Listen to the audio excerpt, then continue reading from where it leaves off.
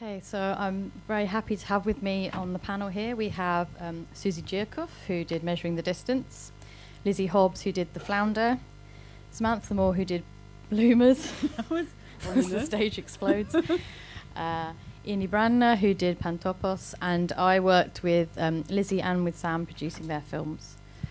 And I forgot to say at the intro, but thank you very much to the Austrian Cultural Forum London for helping us to be able to bring over our Austrian comrades, I'm going to say, to be able to be here this evening.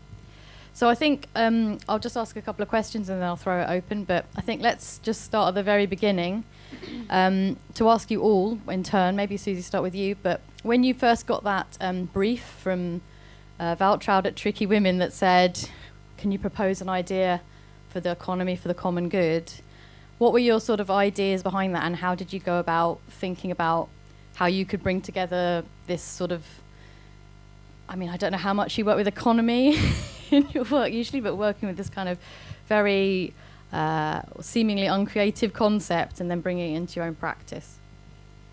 Okay, actually I already was before very interested in the matter. I listened to a lot of talks by Christian Felber and so on, and I'm also very interested how economy kind of establishes in place or in urban spaces. So actually my approach was to think about what this common good does with the people on the edges of the cities, because it seemed to me that it's still a very kind of middle class idea. And I think my film is about just bringing it into the discussion that there are other people that might be not involved in this idea. And your film was very true to your original pitch from what I remember in May. Yeah, I mean, I already had the idea to work with kind of the edges, or I mean, a lot of my films deal with this. And what I wanted to do is that it's kind of the space itself tells the story, what it is and where it is. Lizzie? I think my approach was to sort of find a kind of fictional anchor, maybe to find a place sort of in the economy over history, you know, to think about greed and how these fables because mine's based on the grim fairy tale, The Fisherman and His Wife. So I kind of went back in time just to find a kind of structure that I could work with so that I didn't have to, well, it was a short project. I mean, that's one of the things that, you know, we might be talking about, that it wasn't a long production period. So I was trying to look for a way of kind of annotating the time by finding a pre-existing structure that I could work with, and that's what I did with the Flounder. I think I thought it was an interesting subject, but also quite dry. And I'm interested in the politics of making, and interested in buying fair trade clothes and who makes our stuff. And I suppose with my project, I wanted to kind of humanize the process, so find an actual situation where the economy for common good would make a real difference to people that you could meet and understand and listen to their story. So I suppose I kind of brought it down to the micro, working with a particular factory in Middleton in Manchester. Well, for me, like Susi, I was also interested in the idea before. I read the whole book, and then it was kind of a challenge to, what do you say in 8 minutes about this whole complex system of, how do you explain that in such a short time? So I decided to kind of make it more like an introduction, or talk about it from the perspective of somebody who is skeptical towards the idea. Not because I'm skeptical, but because the way that when I talk to other people about it, a lot of people would, like after a few sentences, say, okay, communism, that doesn't work. And so for me, that was the perspective of where I had the first idea. And so, I mean, for us, when we heard about this project, we didn't know about the economy for the common good, but is it something that most Austrians would be familiar with then, or? And I think it's an old system that exists in every country, because it's that people just share things. I mean, we all know it from, I don't know, from the rural kind of spaces where people share, I don't know, the facilities they have. Also different, what's the word in English? Like acres or things like that. They use it together. There are also kind of things like that existing in Austria, but they exist everywhere. It's called Allmende in Austrian and also in German. So these are just common shared places or things. And yeah, I think this exists everywhere. And in the book, I think it says that the John Lewis partnership is the kind of like perfect example of this, and that shows something that can work within a kind of version of capitalism and yet still not be entirely about the bottom line being money, but instead being about sharing and mutual respect and dignity for the workers. I think it's not so off the wall. And then just to think a bit more about, because I'm sure most of the people in this room are animators. We'll get off economics. Could you talk a little bit, because obviously this was quite a risk, this project, for Klangforum, who are a music ensemble. They're like, oh, we'll just work with some animators, that'll be fun. And then they were like, we met all these wonderful composers, and we didn't really, I think when we first met them, realize quite how famous they were. Possibly the only 10 female composers that make contemporary music, not entirely sure. But it was quite something, bringing together these very sort of established people in their fields. So could you all talk a bit, maybe we'll start with you, and what it was like with this process of being matched with a composer and having to sort of collaborate over a period of time to make a film? Well, for me, I met with my composer once, because she was mainly in Tokyo, and there was kind of a also language challenge, because she speaks very good French but not so good English, and before I had anything to show her, and we just talked about the topic and our opinions about it for a couple of hours, and then also more over email. But yeah, like you said, she was quite busy, and to find a way to communicate the visual ideas and somehow translate them to a language where a composer can understand them, not just like through a storyboard, but also through textures and materials, was an interesting way to work. I usually work a lot with music, but not in a way where it's so parallel, because also the time pressure was part of it, because the orchestra, they plan these performances a year or even more in advance, and it was quite unusual to know when the film is going to premiere before even starting to work on it. Yeah. So did you feel like you were doing a lot of the driving of the project then to get, what was your Misato? Misato, yes. Yeah. Well, our way of working was that I gave her something like a very rough edit of the pixelation without the backgrounds, and then she started to develop ideas, but I was also explaining about what the textures are going to be in the background. And the first time I heard the music was in the rehearsal, in the last rehearsal before the performance, and before that I hadn't heard the music, so that was certainly interesting. Okay. Should I even ask if you're happy with it? It's irrelevant now, isn't it, really?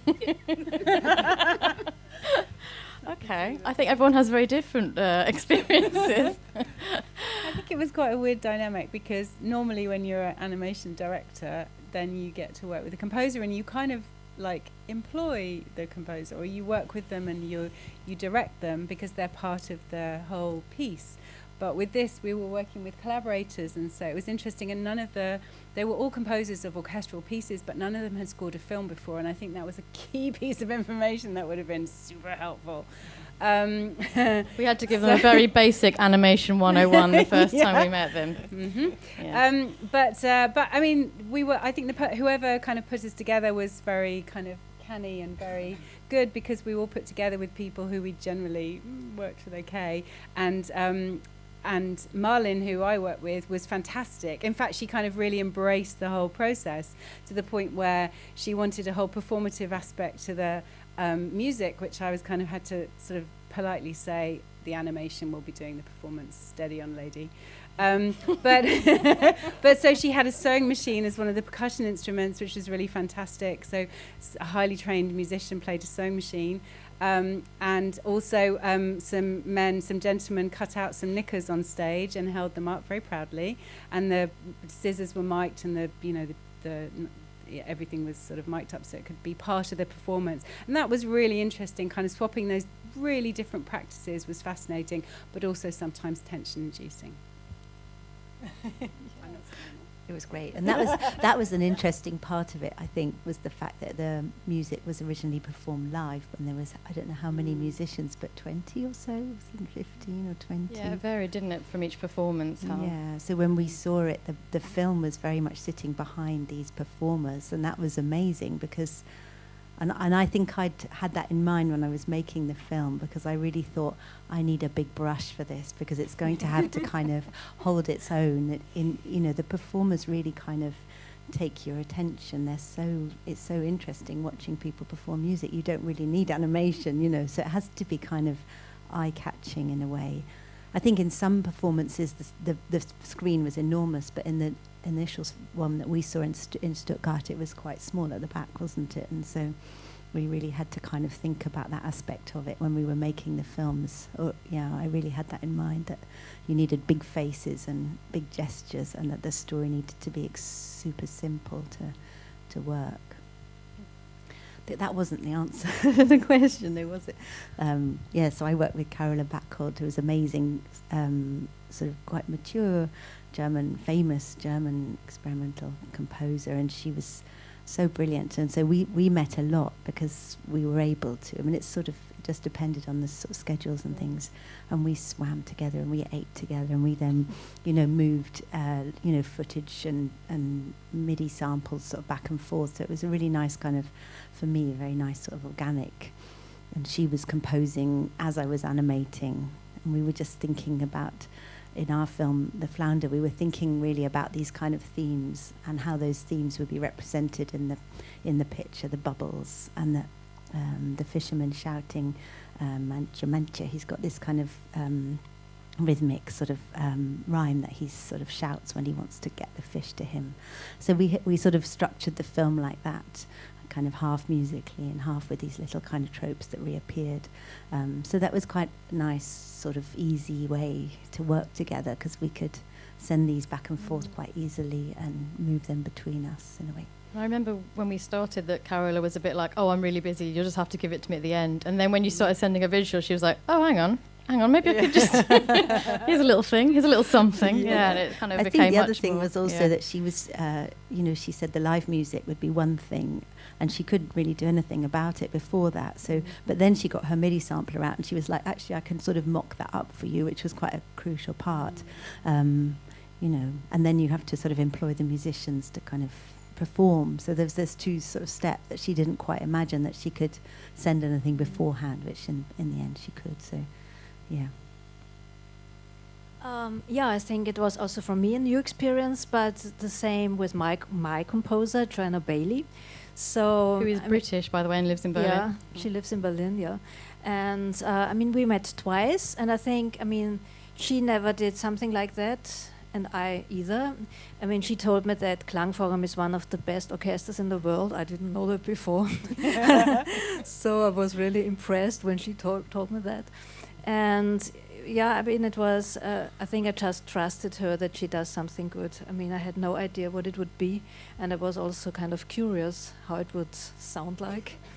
But in the end, I think it really supported my film in a very good way. Did you hear much of what she was scoring before Stuttgart, before the premiere? Not so much. I mean, she has a website, so I listened to her pieces, and she does a lot of field recordings and then kind of makes fragments out of it and builds it together again. So that's also what she did with my film. So she also used, I think, street sounds and things like that. But in the end, she was even more precise than me, because she really made it frame by frame, and then I wanted to change, and then it couldn't anymore because it was already a really kind of very explicit kind of it's really composition. It's really on the beat, isn't it? Yes, Which exactly. we discovered when the musicians didn't hit the beat when they played it live. Exactly. Well, I'm sure they are by now. They are by now, I'm sure. Do we have any audience questions? Yeah.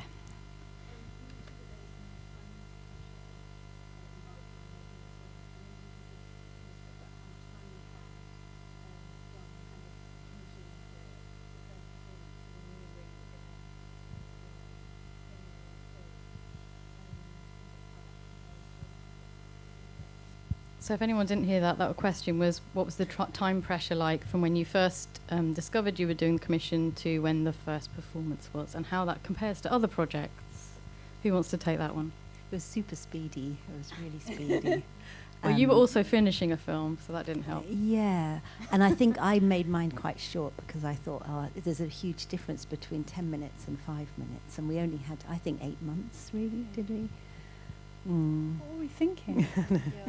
It was May. Yeah, it was it was 8 May months. 2017 that we had our first Yeah. meeting to say, let's get involved in this project. And at that point, the funding wasn't in place, so we were all kind of paired off, and we had discussions / arguments / more discussions, and then we kind of went off until really the end of that year. So it was really I 20. think Yeah. we got the confirmation in December, I think. Yeah. And in September we had to have the film kind of finished, Yeah. because so then they had to do the exercises. Yeah. No, that's Yeah, the so wrong they had word. to The rehearsal rehearsal, her, I'm sorry, yeah. So it was kind of 9 months, which is bonkers for animation. Very stressful. But did that affect what you made? I mean, would you have made something different if you'd had 2 years? Or would you probably make the same film? Okay, I've answered that question for you. I think when you know that you've got 9 months or however long you've got, then you kind of tailor the project. I mean, I did that by sort of cutting out the writing part, and any nonsense about, trying to sort of develop a story and anything. I just thought, okay, I've got that long. And then I thought, well, I have to do 15 seconds a day. So I was just going super fast with my drawings. And then, once you're on the road to it, but then, I don't know, you could be different. If you had 2 years, then you would kind of faff a bit more at the beginning and edit a bit more, and you'd have a chance to look at it. And I think, maybe, I don't know what other people think about the program, but I think maybe there are some things that would be different in the program had we all had a chance perhaps to look at each other's work, sort of review it, and I think that would have been great. And it has to be said that Tricky Women Film Festival were involved at the beginning, and then there was a point at which they weren't, and then due to sort of funding, and they had sort of played a crucial role in kind of making sure that all the animators that they chose had there was a sort of conversation between us.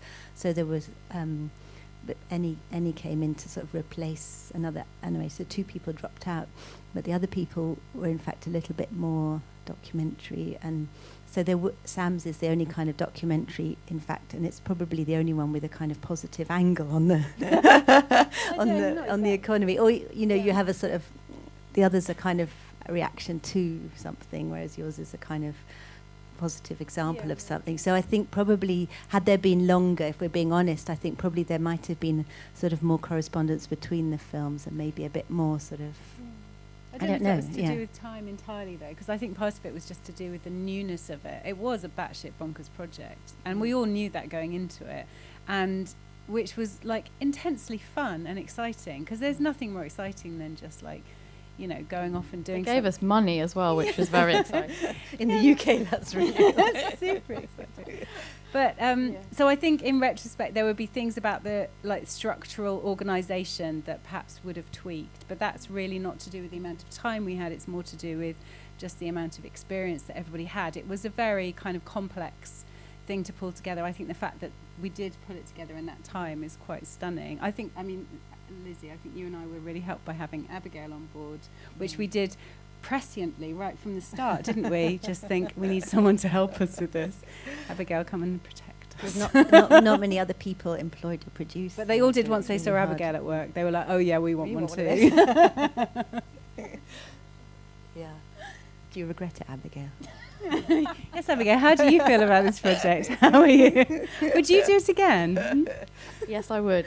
I've learnt a lot from this project. That's great. So I was fortunate to see the. Oh, thanks.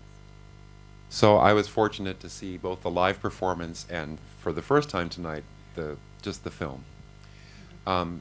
I think it might be interesting for the audience to say a few words about how it was presented with the talks in between, but I'm curious for you, because I saw things I didn't ever see before in this format, and I'm kind of wondering how you view seeing it on a screen as a compendium like this versus that live performance, because they're really, I realized tonight, they're two entirely different things.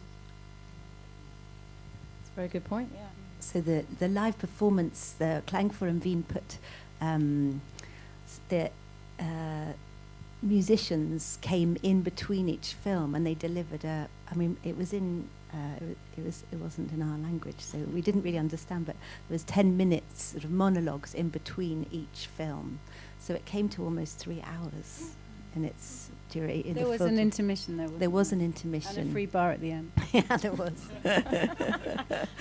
And I don't know. Yeah, it was controversial because I think we felt that it displayed a kind of lack of confidence in the work to do that, and it was difficult to watch, wasn't it? I don't know. Yeah, I mean, I was pissed when I saw it the first time, I have to say, because it there was a much lot more of tears at the first performance. It was much more about a kind of performance piece than about the films, and that's okay for me when I know it before. But when I see it, kind of thinking I see my films in a program, I did not like it actually. So it's something completely different, and they used the films somehow to make to use it for a program, and that was kind of I didn't like that point. It was nice to see the live music was amazing, though, wasn't it? Yeah. Did you like? I mean, I don't know. What did you? Well, I'm a composer, so I really enjoyed hearing it, them play. Yeah. But it's like a totally different thing to see your films together. That's what I was. But there's a bit of a battle goes on, doesn't it, between you kind of watching the music, you kind of missing things, like you were sort of saying about trying to keep it simple because you're so distracted, like especially when the percussionist starts like running around doing something. You know, it's like where should your attention be? So there's a bit of a Yeah, it was that, and it was not dark. For example, it was quite bright because the musicians had to see the notes and everything. So I mean, it also distracted from the films. Yeah, I think that was not so good. It was too long as well. I mean, that was the main thing. Yeah, it was really long. Even if you didn't understand what they're talking about, I guess that also makes it even longer. I mean, the first performance with the orchestra, I think the projection was really not so good. In the second one, it was a lot better, and that also helped the films. Yeah. I mean, it's kind of hard to say how I see it because I've seen them so many times that I can't really watch them with an outside opinion of them, because I was also involved in syncing up the videos for the conductor and the films. So I've seen the films on a small screen without music, with an audio click, with like so many different versions that it's really hard to judge. And I think maybe if you ask me the same question in 5 years, I can answer that. Still too raw a year later. Any other questions? I want to know what's in the bag here. Come on, what's in the bag, Sam? We've got to find out. So this is the I'll hold your Thanks. This is the fabric that the film was shot on. So No trickery, it was really all shot on fabric. It really was. And if I had £1 for every time someone said, why don't you just put a texture on it in Photoshop, I would have had £1 and then there would be one dead body in front of me. And nobody else would have asked me that stupid bloody question. But so it was all printed, so it was all hand animated on TV Paint, and then I exported it all as JPEG sequence, then I hand printed it all onto fabric. So that's the lace for the knickers. Can we see the shirt? The blouse. The thing is, it's silk. It's really nice silk, and it was really expensive, and it just seemed such a waste not to actually turn it into something. But this is crepe de chine, and the factory, David at the factory in Hazel, gave me 80 metres of crepe de chine, and so I was able to print this all myself at Wolverhampton Art School onto the fabric. And then the last section was like 50 pairs of knickers in various different stages. This is actually an extra small. You may not believe me, but swear to God, you try and get them on and then we'll talk. And so that was really sweet because they made that this time last year. It was actually a week before Christmas. They just threw out 50 pairs of knickers because they weren't busy, which was incredibly kind and supportive of them.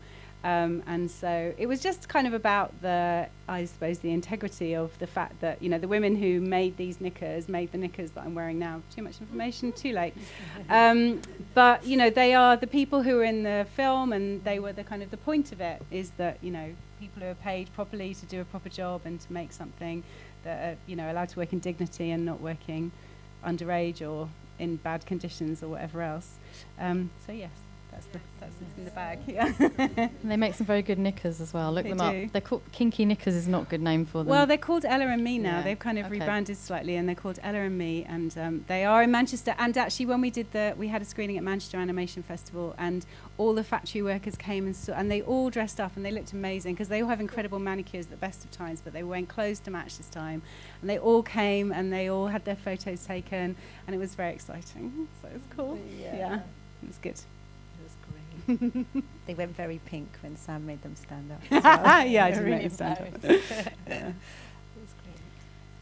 Thanks. So I guess you're just reminding me of we said we finished in autumn last year, but some of us didn't finish in autumn last year. Well, you know what? I thought when they said that was the time, I didn't really take Yeah. it as absolutely certain, because who on earth sticks to their production schedule? So I didn't. No, I genuinely just thought, oh, that's plastic. Sam spent last Christmas finishing her I film. did, yeah. But I did give them. But the thing was, because I animated the whole thing in TV Paint beforehand, I could give them a edit which was, picture lock, but it just wasn't exactly the picture that was locked. But it was picture. yeah, exactly, yeah. So I could give them that to rehearse to, and then just had a little bit of wiggle room in order to go and shoot it all, because shooting this was also a bit of a kind of mammoth event, partly because I didn't number the frames, but That's leading on to my next question, was what did you learn from this project? And that was certainly one Number learning, your wasn't frames. it? Like number your frames, yeah. Why didn't you number your I frames? don't know, I'm an idiot. I swear to God, I'm an actual idiot. But they No. look beautiful, that's the thing. But I just thought it was obvious. It's obvious which one comes next. You just look at them. But no, I know that's not true. It's not true. Anyone else that learned anything other than numbering your frames?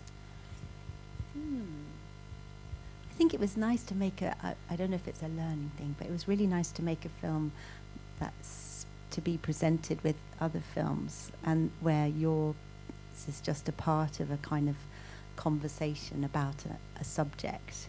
And that's a really nice thing to do, because you don't have to take the responsibility for the whole of the economy for the common good, because Susi's and Sav's and Ellie's has got a different part, So it's quite, when you come away from the screening, there's just 10 artists who've thought about this theme, and then you get the whole lot, together. I mean, I don't know if we've covered everything, of course we haven't, but, we've all thought about it, and you get a little bit from everybody. So you're absolved of the responsibility of the brief in a way, to kind of, because I read the book too, but I wouldn't know how to to put it in the film, in a way. Yeah. So that's. And I think the original idea was to have one director to direct something, wasn't it? Like one feature film. But yeah. so it was to make one feature film. But there were 10 of us with 20,000 euros per director, so that would have been a tough feature film to make, I think. For Not one enough person. money. No. It wasn't really enough money for us. But I mean, to like turn that into a feature, I don't know what they expected, but I feel like, yeah, the camaraderie of working with like 9 other female directors and having like 9 new friends was incredible. Well, 8 new friends, but you know. We can still be. You're dead to me, Hobbs, shut up. But you know, like that was really lovely. And although there were issues, there were definitely issues with the production issues. We all kind of like, we all had a Facebook group where we all kind of hung out and were like, what are you doing? How's it going? Yeah. Is this a nightmare for you? Yeah. Would you like to add anything?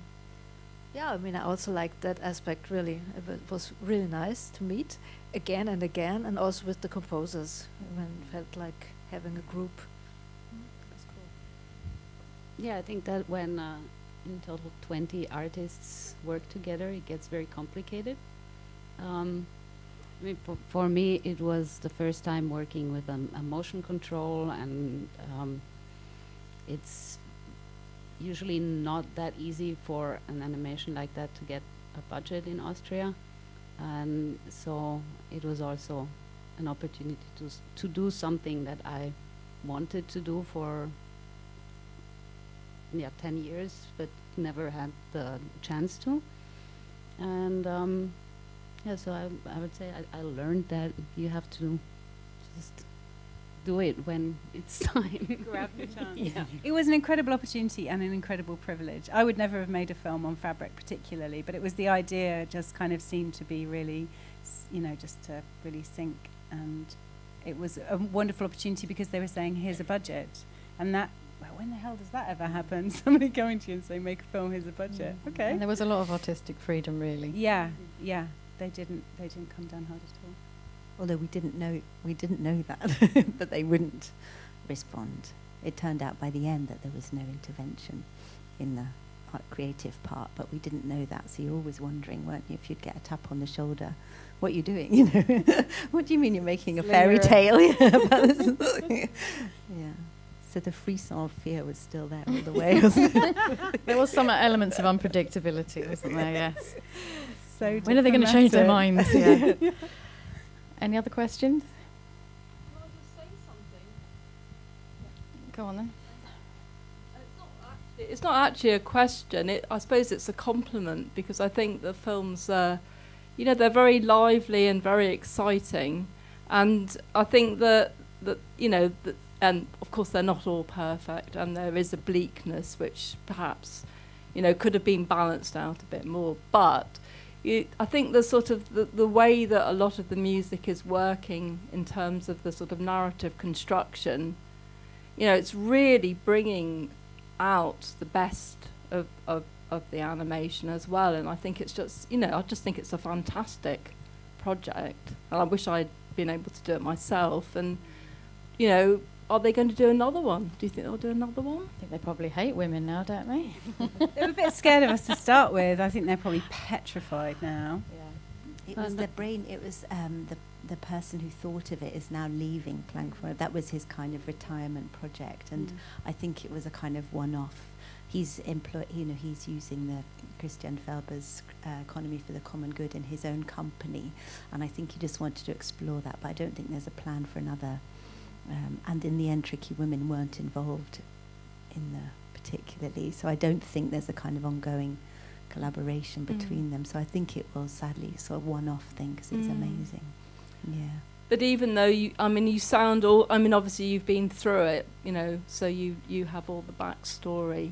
But I think, 'tis what you said, look at them again in 5 years' time, and you'll come back fresh to them. But I think, there's a lot of life and sort of vigour in them, which is great. And if you'd have had longer, you might not have done that, Yeah, so. that's true.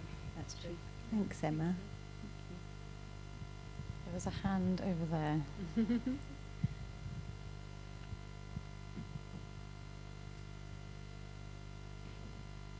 Hi. I want to ask about bloomers, because it's like storytelling, but it's very visual. What came first, like the visuals, and then what to ask, or was it first interview people and then you came up with the visuals?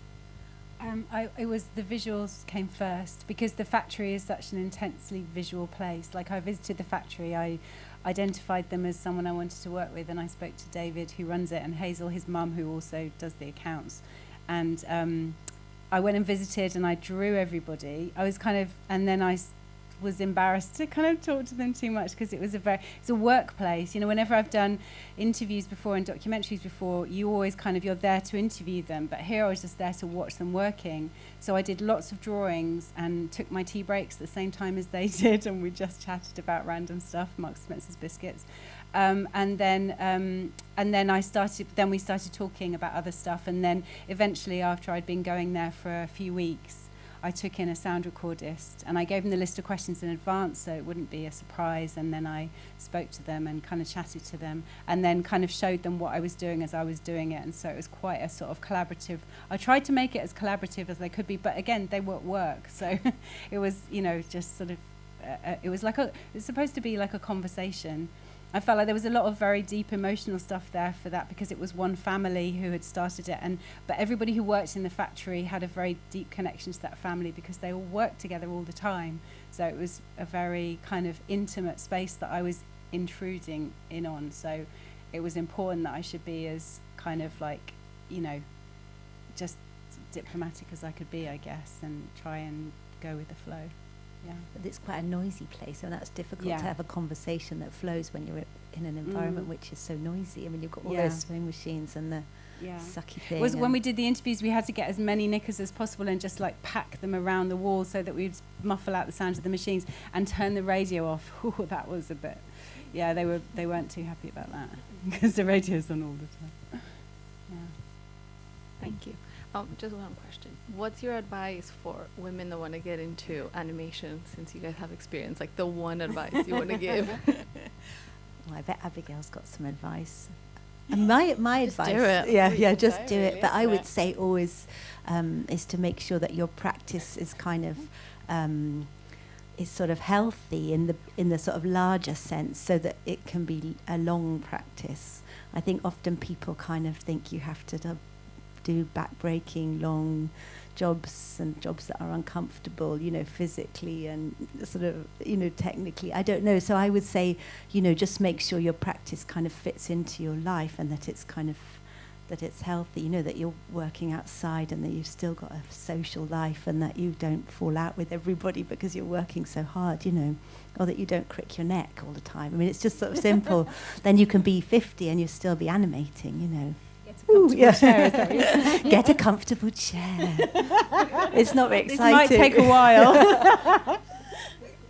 It's really boring advice, isn't it? I think animation's a really good place. I mean, like, filmmaking in general is a good place for women to work, because everywhere is a good place for women to work. But animation is like a very welcoming community, because animation takes a long time. I think in general, as is evidenced by the amount of people that stayed with this Q&A, is, you know, people are very respectful of each other's process. And I think, and also very generous. I find most animators are very generous with each other. And I wouldn't say women animators were more generous than men, but I think it is a very inclusive space, and it should be more inclusive, don't get me wrong, but you know, this is somewhere where you can make yourself at home and your voice can be heard. And as an animator, you can make your voice heard. And that's really important, because it allows for that, you know, that distinctiveness to come through, which isn't always possible in other mediums. Well, I guess as an animator, I don't have to tell you to have patience, but also to like not let people tell you that things are not possible, because if, like I said, I had an idea of working like that 10 years before I did the project, and then sometimes things take a little longer. But yeah, with animation, I think that's like a thing that you can expect. Susi, anything to add? I don't know. Maybe I can only say that I really like to do it, and that's why I'm doing it. Because if I would think about it, I wouldn't do it anymore. It's like having children, isn't it? You sort of forget how painful each film is. The passion up somehow, yeah. And maybe also watch a lot of other films, because that's what inspires me most. And then I think, wow, this I also have to try, and so. Yeah, don't be discouraged. You can do it. They did it. You can do it. Well, I think we should. Any final positive comments? Spent. Okay, we're exhausted. Okay. Thank you so much for coming. Thank you guys for Q&A.